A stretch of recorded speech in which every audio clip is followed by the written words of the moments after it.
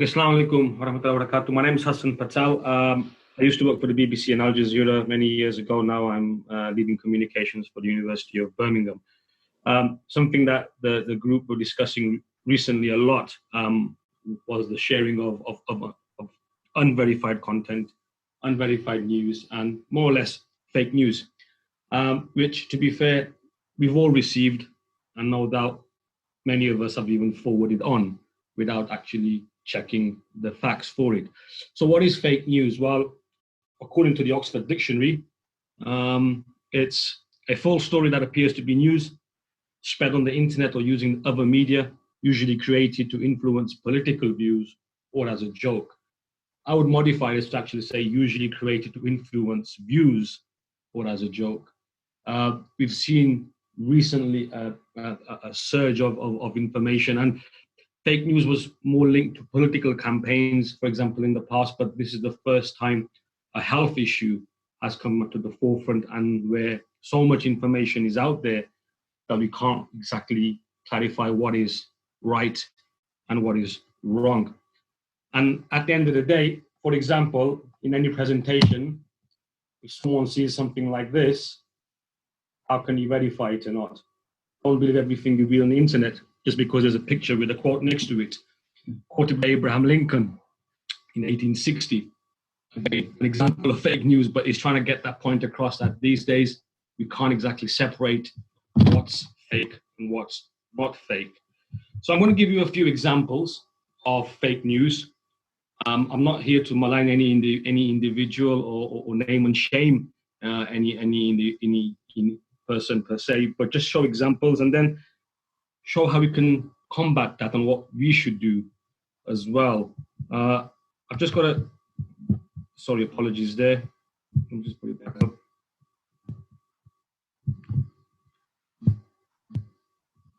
Just bear with me for one moment. There. Okay. So this particular story here did the rounds last week, not just in the USA, but in the UK. A doctor apparently had a successful treatment for coronavirus, and apparently even the White House were supporting him. And Israel, for example, were going to consider this cheap protocol. Now, WND is a hard right-wing news outlet known for its fake news. Only yesterday, I was on that website and they were accusing the Democrats of just raising money for Black people and Latinos when it comes to vaccinations. Now, this particular article was the 5th most shared article on COVID in the UK in the past week alone. Think about this. COVID-19. News is 24 hours constantly on it, yet this was the 5th most shared article in the United Kingdom alone, an article from the USA. 160,000 engagements on Facebook during a 24-hour period. The published article was on the 25th of March. If I want to give you context, that was more than all of the NHS website engagements that they received from Facebook and Twitter during the past 30 days. One story like this, doing the rounds, someone allegedly having a cure, not verified. However, at the same time, it has enough information there that people are sharing blindly, and it's more powerful than engagement rates for the NHS website. This is the kind of news, fake news, that we're dealing with. This one, I think I received from members of my family and friends. Just one snippet of it. It's information that's apparently from an expert from Stanford Medical College. Our medical friends will probably tell you that Stanford Medical College is pretty well known and has done some great work in advancing the medical cause. But this particular story was that if you just, how do you say this? Cough once in a while, you'll probably figure out if you have coronavirus or not, or if you hold your breath for 10 seconds without coughing, that can also tell you. Now, this particular fake news story was denied by that particular university, and all the stories that this post was highlighting has been deemed inaccurate by the government. Now, the simple fact is, why are you forwarding something on when there's no substance to it? If you want that information, just log on to the nhs.uk/coronavirus or speak to experts. But these are the kind of difficulties we're facing. We can't clarify what's genuine and what isn't. Just two examples of something that I've received over the past 48 hours. 5G. Apparently, it causes coronavirus and it's doing the rounds. It's been rebuked from politicians, from experts, but somehow the WhatsApp warrior knows more, or the individual who puts his phone next to a radiation marker and tells us that, look at this mast, it has so much radiation, not knowing that his phone may have caused that radiation as well, or should I say airwaves. So again, a good example of fake news. This was sent to me recently, and we were looking at examples of fake news. The second one, just heard 12 COVID cases died last night in Norfolk Park Hospital. All were Indians. Avoid going to Indian shopping bazaars, very loaded.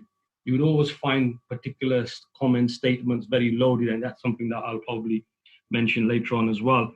So again, examples of what we're receiving. With all the facts, you get the fiction.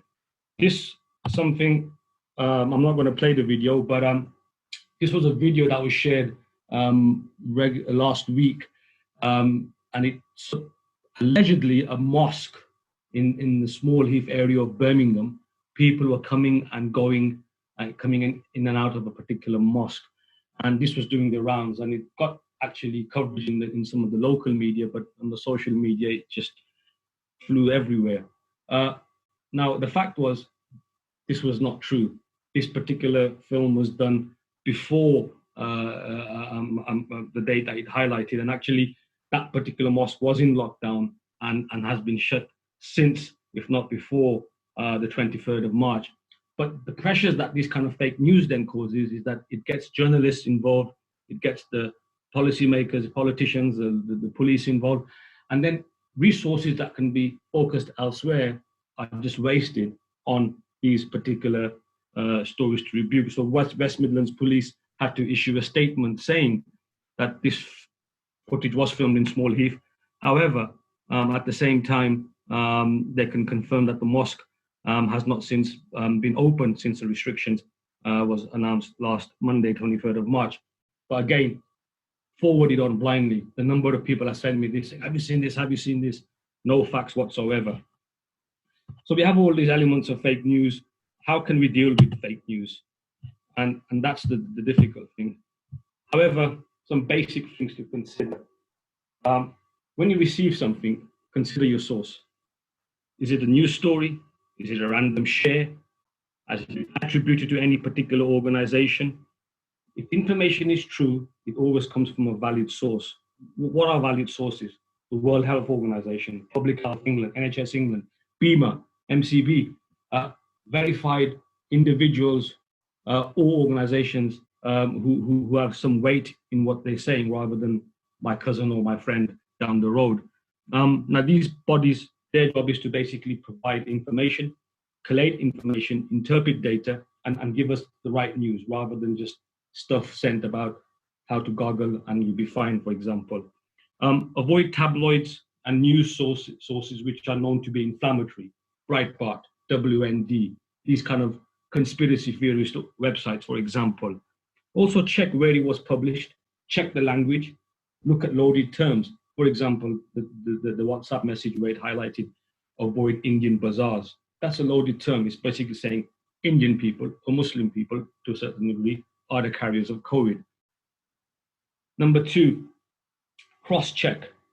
Is this only one source reporting? And I don't mean you cross-check your WhatsApp group to see if all your friends are sharing the same particular content, but cross-check in the sense of looking at what you're seeing. Is this information different but worded similarly elsewhere in another news outlet or another platform? I always say that if something isn't reported on multiple platforms, it's not true. Something you receive a message on WhatsApp However, it's not on Facebook, or it's not picked up by a news outlet, or it's not verified by a reputable organization, good chance it's not true. Just a few days ago, and number three, checking the date, I received something which was sent in February of this year. And again, our medical friends can back me up here.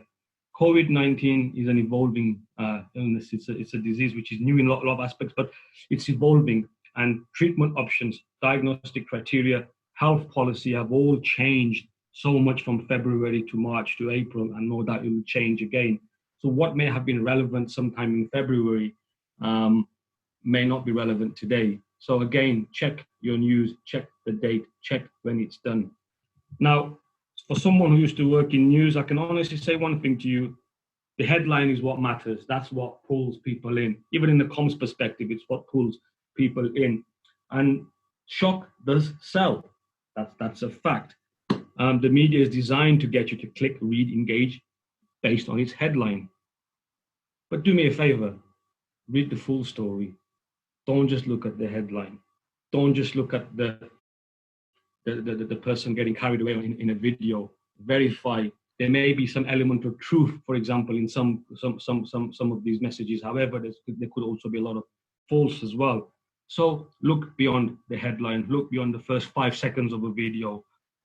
Watch it, read it. Watch it, read it, and take it from there. And then also at the same time, when you read it, you kind of then check it, you check the date, you consider the source. It's a kind of a circle that you have to constantly do. Now, if you're considering forwarding something on that you received, think about how it affects others. Would you like me to forward some false news about you just for the sake of forwarding it? I've got a friend, and it's getting a bit of a running joke with him. He tends to forward things so quickly, and then someone tells him that is wrong, that all the people he's forwarded it to, he'd have to delete it and apologize. And I just say to him, I go, why do you do it? You don't have to be the first person to break that news. There's no competition.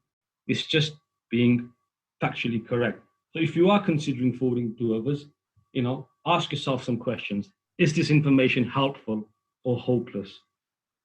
Does it inspire? Does it instigate? Is it educational or is it agitating?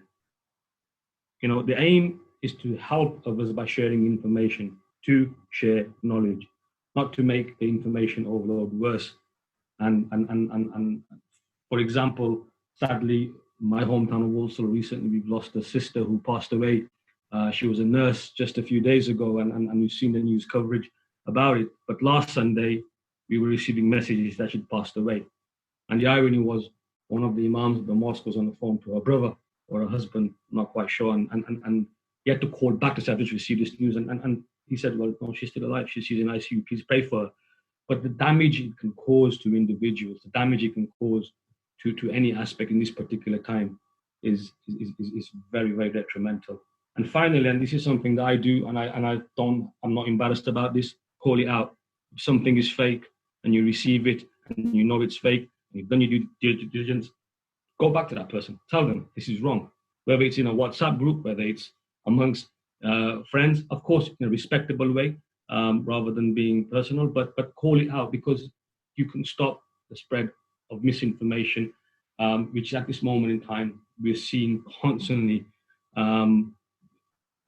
growing and growing. The government is spending a lot of money and resources, for example, in debunking all these myths. Not that many of you received these fake WhatsApp messages allegedly from the government. Again, the government had to then do another campaign to highlight what was genuine and what wasn't. Again, difficulties that resources can be spent elsewhere.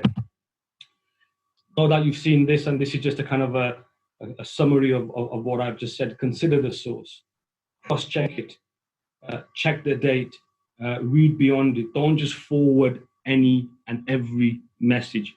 This isn't a race, and quite frankly, forwarding things doesn't make you a genius in the comms of the media world. It's all about being factually correct. And also, don't give in to the panic. Spreading panic in a time of fear is common. Follow every step that I've highlighted above, and we can take it from there. However, this presentation, I could have just had this particular slide and just spoke about this. This is a verse from the Quran in Surah Al-Hujurat. Allah subhanahu wa ta'ala says, Ya ayyuhalladhina amanu in ja'akum fasiqun binaba'in fatabayyanu an tusibu qawman bijahalatin fatusibu ala ma fa'altum nadimin. O you who believe, if an evildoer comes to you with important news, verify it, lest you should harm people in ignorance out of haste in belief and making decisions. And afterwards, you become regretful for what you have done. And that's a simple element. As a Muslim, you just have to focus that, do not spread misinformation that you don't know if it's true or not, verify it, and then do it. And also, finally, there's expertise. There are individuals who are working around the clock, whether professionally or in a volunteer aspect at this moment in time, doing and sending and highlighting the right information. The NHS website, go onto it, check it. Our friends in Bima, the work that they're doing, and of course the MCB. Follow them on Twitter. Contact them if you feel that there's something that you have received and it's not true. They may be able to give some advice as well. Fake news is not going to go away. It's going to continue and it's going to grow and grow and grow. But we can probably help a lot of individuals by just having a bit of due diligence, using common sense, and above all, just verifying ourselves, checking ourselves. And if you're not sure, don't forward it. Don't clog my inbox or WhatsApp group or anyone else's for that matter if we don't know if it's true or not. Jazakallah khair. Thank you so much, Brother Hasan. If I could just bring back in Zora Karkul from Muslim Youth Helpline really quickly to maybe just discuss why people might be forwarding it and the psychology behind that. Sure. So I think you probably need to get a psychiatrist or psychologist really to answer that question properly. But I think the main thing to mention here really is that people are really looking for comfort. These are unprecedented times. Everybody is scared. Even if they say they're not, everybody is scared. And so people are trying to find whatever comfort they can wherever they can. So I think it's important that we don't vilify people. I think all the tips that we just got are really important, and it's worth maybe sharing those every time you receive something that looks like fake news, maybe helping to educate other people. But really, they're all just trying to find some sort of comfort.